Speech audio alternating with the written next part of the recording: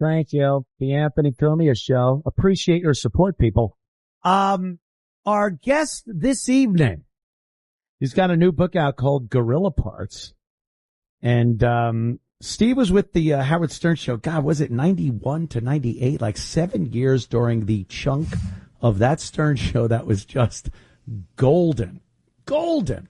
Steve, how the hell are you, man? Did you wear your... Oh, sorry. We're on regular radio. All right. My bad. Dump. Anthony, I'm so sorry.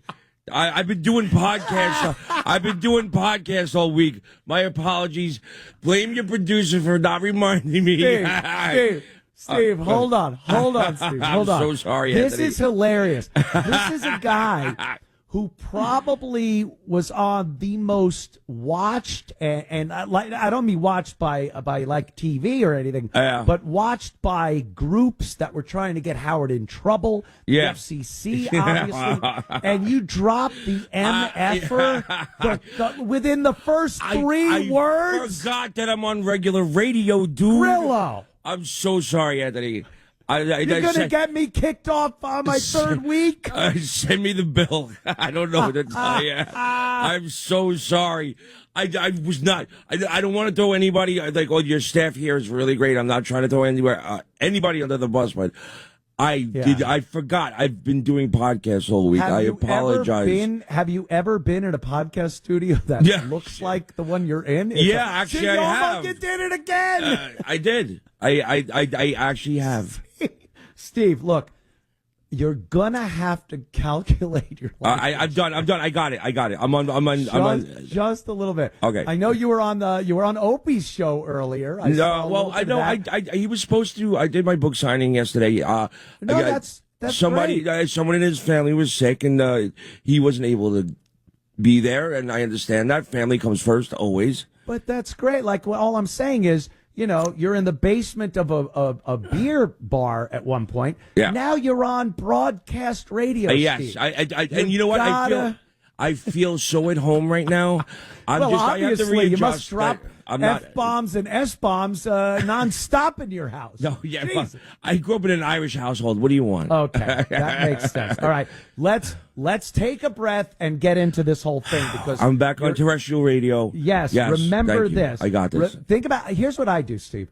I kind of recall when I was having to meet a girlfriend's parents. Yeah. And you go over and you still want to sound like you know what you're talking about things, and you want to be yourself, but you cut out a few things. Yeah, you don't tell how you had her legs akimbo in the limo. Yeah, exactly. Our breath still Take smells. a breath. We're good. You just don't say those words in front of people. Yeah, I understand. You've watched the George Carlin. Yes. 7 Dirty Words. Yes. I know you've been, dude. You were on the biggest show ever. I know.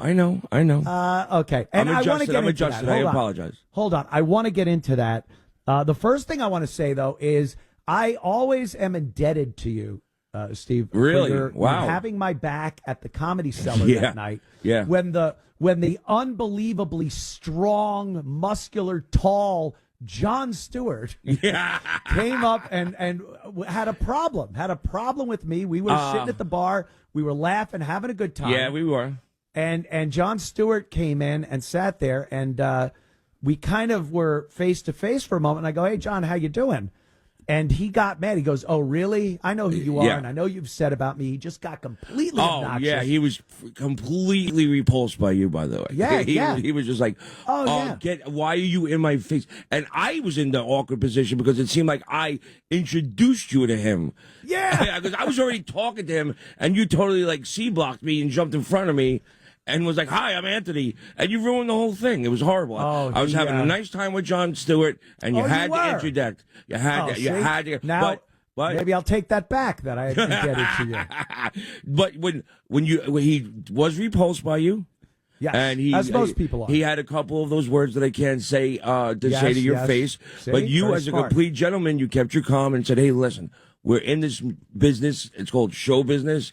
Why don't you just take a break? I really like you." That's what you said. I would really like to just figure this out. Yeah, and then all of a sudden, two of his big friends from Goons stood up like it was about to be a 3-on-1. The only goon I had was you, Steve. Yo, that's all you need, brother. You were my only goon. Yeah, you want me at your back. Trust me. And but I said, yo, I get a 1-on-1, not a 3-on-1. I'm going to have to stand here and get my boys back. And that's what I did. You did. You stood up. Yeah, and, man. I appreciate that. It got me barred from the Comedy Cellar for a little while. Oh, did it really? I was then allowed to come back. And after that, I had some words with Bill Burr and Club Soda Kenny, who does Bill's security. Yeah, and that was from back with Dice. Then I was summarily thrown out of the Comedy Cellar again. And then I came back to talk to Noam, the owner, and he said, maybe you should take a little sabbatical, a little hiatus from the Comedy Cellar. I like the fact that you like to throw rocks at the Beehive. That's that's your best quality, I think. You know, they're hypocrites, dude. Yeah, they're all hypocrites because I love that Bill Burr is going down hard right now. Hard. I have read nothing but horrible things about his special, about him. Like, people aren't looking at him like that cutting edge Boston comic anymore. They're going, oh, this is a Disney Star Wars guy that's all of a sudden woke. And they're not saying nice things about him. He took the red pill, definitely. The blue pill. I think. Oh, is it the blue pill? Yeah, the red pill. I don't need the blue pill. I'll take the red pill. I am black pill, dude. I've taken the everything sucks black pill. I'm done. I'm done with everything. But speaking of hypocrisy, I want to talk to you about Howard and this book, Gorilla Parts. First of all, why the huge delay in leaving the Stern Show, which it was 98, right?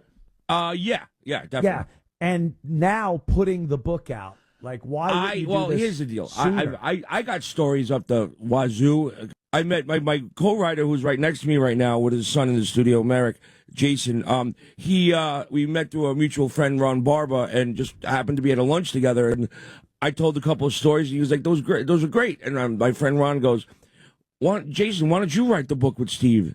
And I went. And Jason goes, okay. We met for lunch. 45 minutes later, we had 13 pages, and now we got a full book. See how that happens? But I was just, I was a little curious as to why you didn't decide to do it sooner. Because it had anything to do with, Because I didn't have Jason Huza in my life. That's why. Yeah. You know what I'm saying? Because I can know tell this. the stories. I can't write the stories. How about that? I know this, Steve. Sometimes you'll have so many stories, but then you go, I don't want to ruin stuff with this guy or that guy or with the business itself. Oh, I'm sure my family hates me. My friends hate me. Did you have any reservations that doing a tell-all book was going to get you barred from some things you might want to do for a career? Well, I think I burnt that bridge a long time ago, but I definitely, I totally burnt it this week in the Post. God bless Michael Kaplan in the New York Post.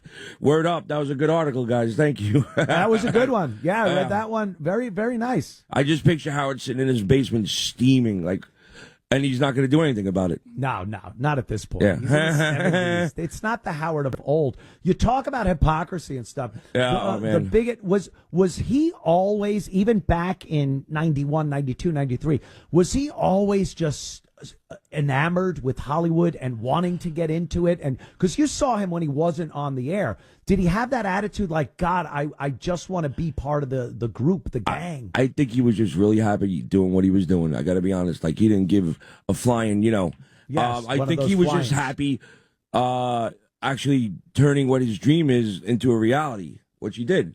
You know what I'm saying? He knew he had something different, and I just happened to jump on when he was actually developing it to its perfection. Yeah, you understand? Yeah. It was like at the pinnacle of his genius. I was there. So I think he was just relishing in what he finally created, and it's working. And he didn't care. But the celebrities wound up that had the coyones or whatever you want to call them. Could I say balls? Is that okay? That's okay. Thank you. If Sid Rosenberg says it on the morning show, I'm going to say it. Another thing about your book and Stern and everything, when I was listening to Howard Stern back on those days when you were there, those years that you were tin snipping in construction, I was a tin knocker. A knocker. And I was your what they call P1 listener. From beginning to end, every single day, I listened to the show. And here's what me and a lot of other guys that were doing construction on Long Island and New York and many other places thought when we listened to the Howard Stern show. My God, would I love any gig with that radio show. Yeah. So when you put a book out like this, you're going to get people, Steve, that go, this ingrate, this piece of garbage. We would have killed to be in that position. And Steve was there. He had a great time. He probably got everything through the show, girls, some cash, whatever, even though I know it was you weren't getting paid for the internship. I made up for it, though. Oh, no, I know you did. But the fact how that do you wasn't address, getting paid, that isn't right, but yes.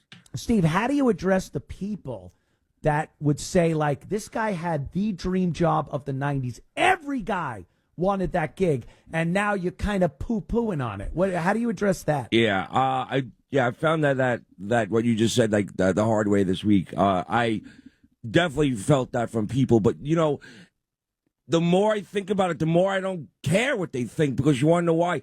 What he did was just wrong. And there's no two ways about it. He was making, like, $2 million a week, and he made sure that I didn't get paid.